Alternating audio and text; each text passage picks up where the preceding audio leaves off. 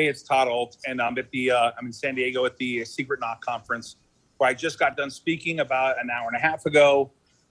Greg Reed, his conference takes place every year. He picks a location. He doesn't tell anybody, just says the general area, and you find out the night before where you're going. Anyways, Greg will be speaking at our conference. He's a Napoleon Hill expert. He writes books for Napoleon Hill Foundation. Really a talented guy. What a great conference. I had a great time. A lot of people there. I met, believe it or not, Carol Baskin from that show on Netflix, Skyla. What's it called? Tiger King. It was so random. I saw her and I looked at Roland. I'm like, she looks familiar. And you were like, that was Carol Baskin. I was like, what just happened? I met Meryl Hemingway again. I met her one time in Idaho. I also met the founder of UGG Boots and a lot of other people. It was a great time. It's Secret Knock. You can check it out. He'll be at our conference speaking.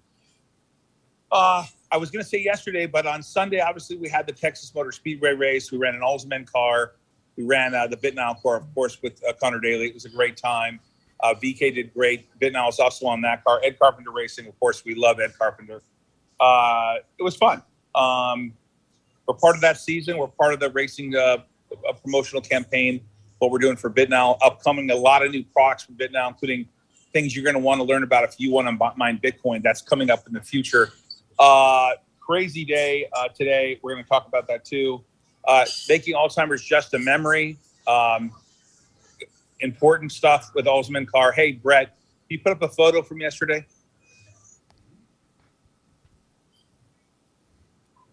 Where do I see the photo? Oh, there it is. Oh, is that me inside the team? That's nice. That's fun. That was a good time. All right. It's a little bit disjointed here because I'm in San Diego and I really don't like these remote things. I like being back in the studio with Jason. Jason, what's going on with you today, buddy? Hey, man. Looks like all the meme stocks were back in play today. That was fun to watch that. GME was ripping. AMC, a couple oil tickers, ENSV. Looked like Alzheimer had a lot of volume today, Todd. I don't know if you had a chance to look at that. That was interesting. Yeah, that photo I'll come back to Alzheimer in a second. That photo was me with Tim, the president, and Derek Walker, who's a legend of Ed Carpenter Racing, and that was just fun to listen to the team prep. A lot of team effort when they race these cars. It's crazy. As far as Alzheimer is concerned, obviously I saw James Yang, who covers the stock, put out a $15 target, came out about the Cambridge University news, talking about lithium and what could happen there. Great report. I put it up on my Twitter. Those of you who follow me and ask me about my social media, my Twitter is registered with the SEC. We did file an 8K many years ago, so you can look at my Twitter. And a lot of times I provide links, stuff, but we never recommend stocks here. It's really important to understand. You got to do your own research. Let's see here. We had 3 entries. We talked about that. The 20 car, the 21 car. We just vacate. So BK finished 10th. Ed Carpenter finished 13th. Connor Daly finished 18th. 248 laps. It was fun. I had a great time. Skylar, what'd you think of it? I enjoyed that one a little more than St. Pete. Like, St. Pete was really nice, but we had a closed suite at Texas, so we were able to hear people a little more. And it was a little more private. So, and I'd never been to Texas, so I liked it a lot. I had a lot of fun. Hey, Brett, let's roll the clip real quickly on my conference coming up, the Risk On Conference, May 12th, 13th, 14th, and 15th. More than ever, I'm going to there's so many exciting guests. If you go to riskonevents.com, you can see some of the guests that are going to be there. It's clearly right on the screen. I'd love a promo for one of the guys that's going to be there. I haven't been able to say his name, but he's on the website. Don't quite get that part, but I really like to get that out. Let's roll the clip, Brett.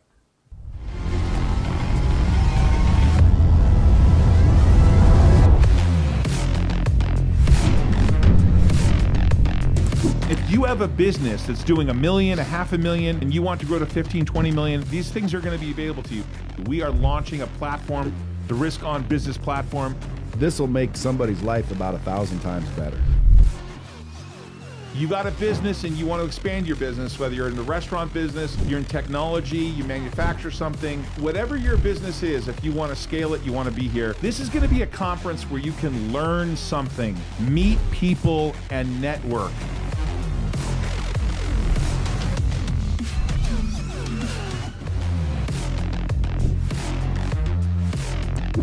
Limited slots are available. Head over to riskonevents.com. Hey, all my podcasts are available on every, Apple, Spotify. My podcasts are available everywhere. I've got a lot of new podcasts coming out.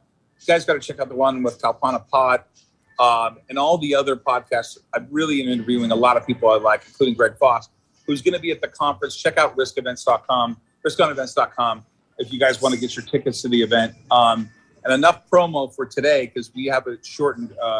So let's go to the market update. And I really want to talk to Jason about his thoughts. Bitcoin, I saw over 43 for a short time.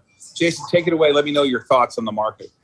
Well, obviously we had a nice day today. The Dow finished up 255 and the NASDAQ was up 270 to 14,108. By the way, this is the 201st episode of Risk On. We did have the 200th in Texas. The S&P plus 50 today, 45.11.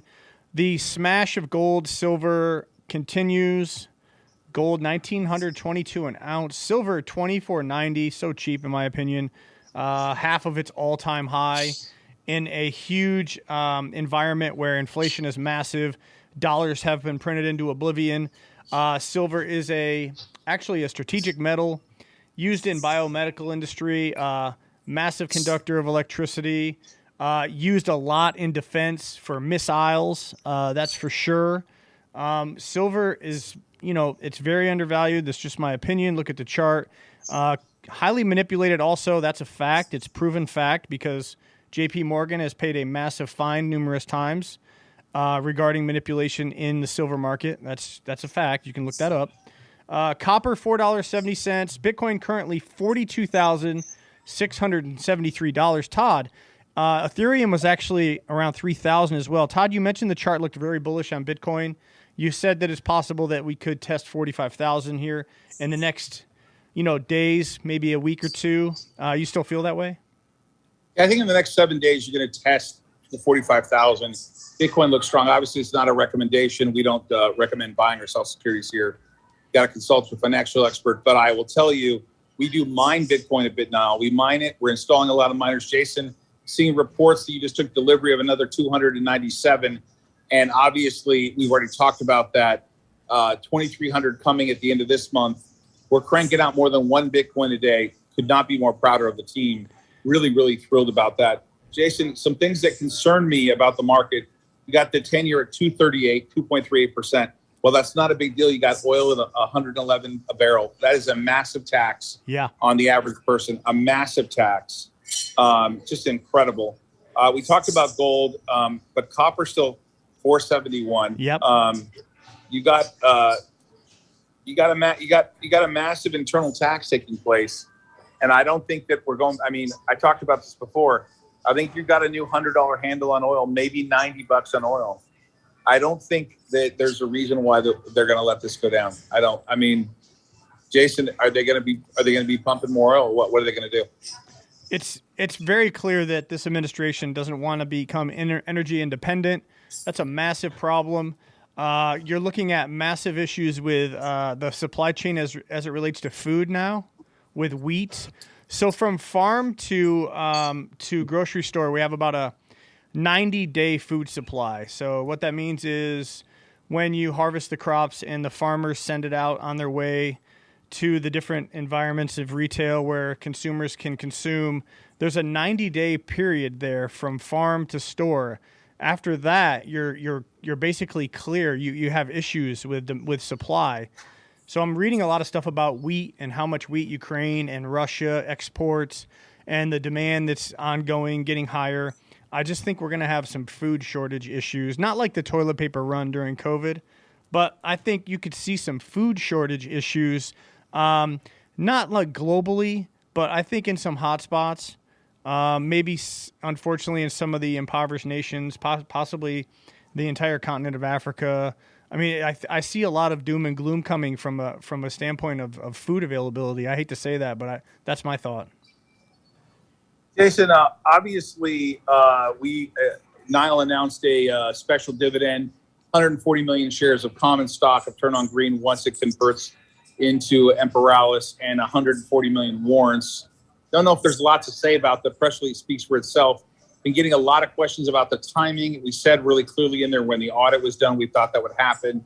I think they're working on the audit now. I think we're gonna file our 10-K sometime before April 15th, which is a requirement. So I don't really have much to say about that, Jason. But I haven't looked at any of the questions.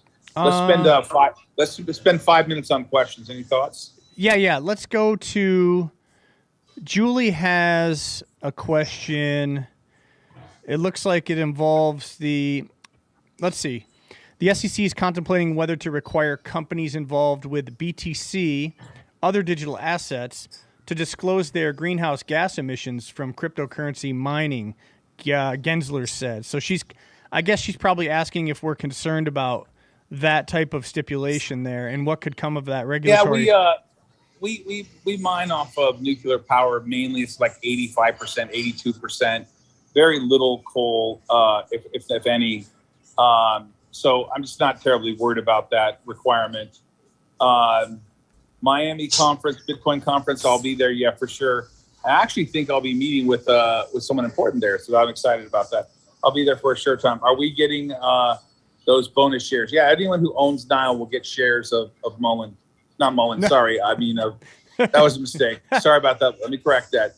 Anyone who owns shares of NIO will get shares of the new Turn on Green once it's done. Any other questions you want me to cover? Let's take a look here. Okay. Pamela Van Graff states, hello, sir. Can you please explain Alzheimer Neuro? Who owns it? I see a lot of Form 4s with your name, but they have just your name on them, Milton Ault III. Yeah, I'll try to fill that out. So I'm the founder of Alzheimer Neuro. I founded Alzheimer Neuro about 5 or 6 years ago. It's owned by my company through Ault & Company, which is called Ault Life Sciences. It's also owned by Digital Power Lending, which is a subsidiary of NIO. If you read my filing and the filings of NIO, they have rights to about 22 million shares. I think presently they're long around 7 million. They have warrants they can exercise and additional investment rights. I strongly encourage you to read NIO's filings. There are 10Qs and 10Ks to get the true answer, but it's held through a subsidiary of NIO. So it's held through Ault, my private company, and it's held through NIO. I think NIO has the right to somewhere around 22 million shares. But I strongly encourage you to read the filings. And then, of course, I think I own something in the neighborhood of around 30 million all in. But I check the Form 4s and 3s to make sure that you get the full story. Obviously, that analyst from Univest picked up coverage and is pretty bullish on Alzheimer. I've been bullish on it. I've been in the stock since I founded it 5 or 6 years ago. So for me, it's not really lots to talk about. My father has Alzheimer's. My mother-in-law died from it. My grandparents died from it. And I deeply care about the topic. Jason, anything else you want me to cover? This is a funny question. Well, all right, you'll answer this. Eddie asks, why is NIO so cheap? I think people don't understand NIO as a holding company. They don't understand. I mean, if you valued NIO based on the miners, it's obviously insane, in my opinion. I would read the report that came out from Spartan. While we don't endorse the report, they do have a lot of good points they make about the things we own. And that is available on my Twitter account. You can set a link to that account if you want to see the report.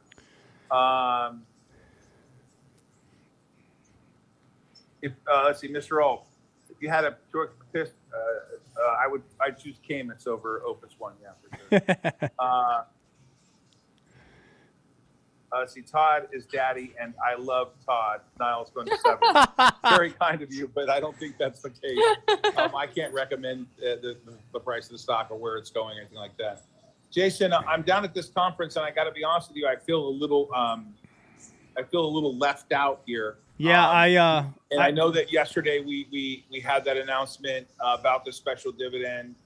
It's really hard to follow what everyone's thinking. Jason, did you see yesterday Mullen went to $4? It actually it closed pretty strong today. I had a squeeze today. Where is it at? Where did it close today? Let's take a look in the after hours. I think it had a little attention here in the after hours. Closed at 331, up 3%. Volume was 256 million.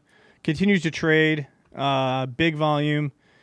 I've noticed some of these RSIs on the daily that have been really, really, really oversold, getting a lot of volume lately. Including, obviously, I can't really comment about Nile, but I can comment on the facts. There's been a tremendous amount of volume in Nile, Centro, BBIG, and then, of course, the meme stocks, GME, AMC, and then the Oilers, too. A lot of the Oilers been getting attention. So that's what I'm seeing. Hey, Jason, that link you sent to me from the street, what was that link? What did it say on the link? So the street came out with, actually, I'm plugged in here. Hey, Nick or Brett, would you do me a solid? So, yeah, thestreet.com, author Bernard Zambonin, and 4 hours ago he came out with an article, Nile stock, a high potential penny stock worth your attention. Again, that's on thestreet.com. He's saying that it's getting a lot of attention on Reddit. I can't verify that. I can't comment on that.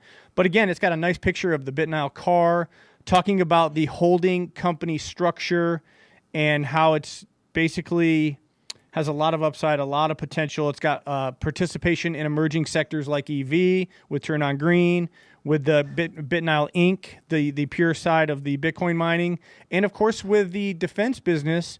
We don't want it to have attention in the defense business, but the fact of the matter is, geopolitically, the defense sector is getting a lot of attention.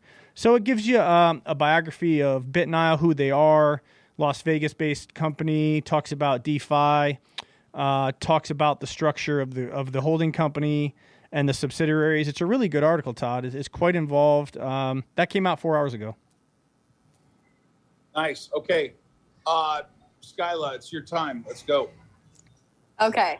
All right. So, okay. So a husband and a wife are sitting on their porch and having like morning coffee. And the wife says to the husband, I noticed that our neighbor gives his wife a goodbye kiss every day before he goes to work. Why don't you do that? And he's shocked and he says, honey, I can't do that. I don't even know her. Nice. Christy, what's on the agenda? Oh, Randy's available today. Hey, oh, really? Let's go, shit. Randy. I didn't even see Randy in here.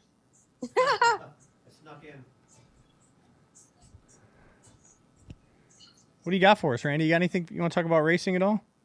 Yeah, it was a great weekend in Texas. Obviously, the results didn't pan out, but Rinus VK led for 5 laps, and it was exciting to see when we were on the suite. The whole suite erupted when he took the lead. It was like, wow, you realize what it's going to be like if we can get a win or a podium down the line here.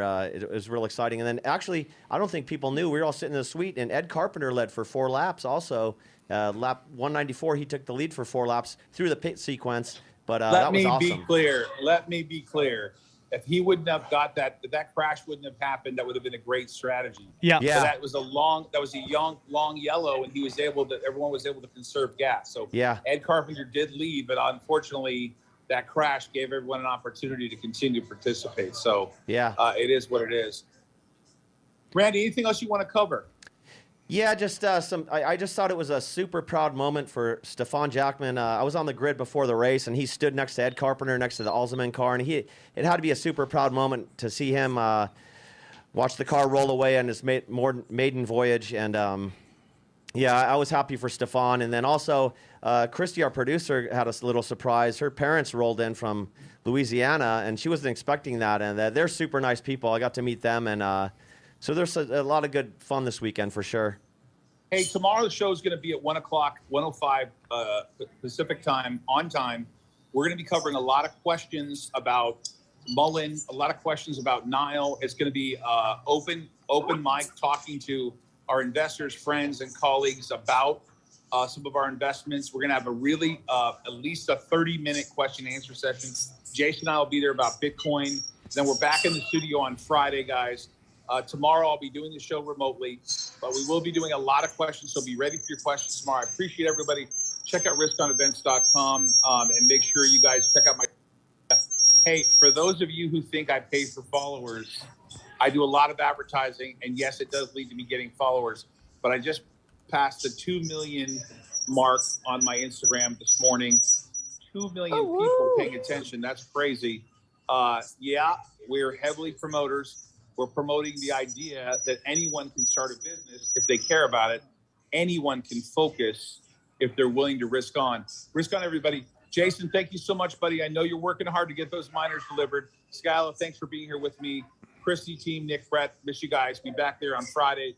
Everyone will see you on tomorrow, 105. It'll be question and answer session for Mullen and all the investors we have in the portfolio, including ad tech. People don't understand. We own a big chunk of ad tech, about 40% of that. We own a ton of Alzheimer. The portfolio, people are finally starting to notice that NIO as a holding company owns a lot of other companies. We want to get the word out about that. But hey, make sure you read the filings. It's not a recommendation. We don't endorse any of these reports, but they are important to read to understand what other people are saying. Jason, any final thoughts? Not much, man. I got a lot of late night calls from places all over the world trying to do my job. It's been fun, and I look forward to continuing to ramp up what we can do on the Bitcoin side. All right, brother. I'll see you guys tomorrow. Take care, everybody. Risk on. It's gone. 2-hour meter.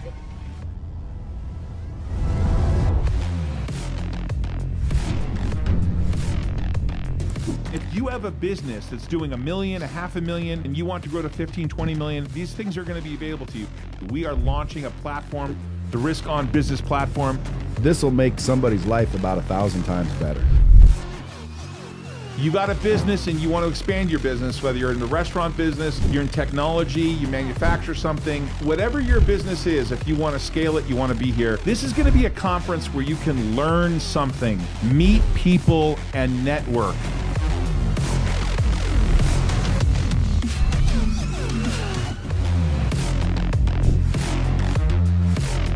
Limited slots are available. Head over to riskonevents.com.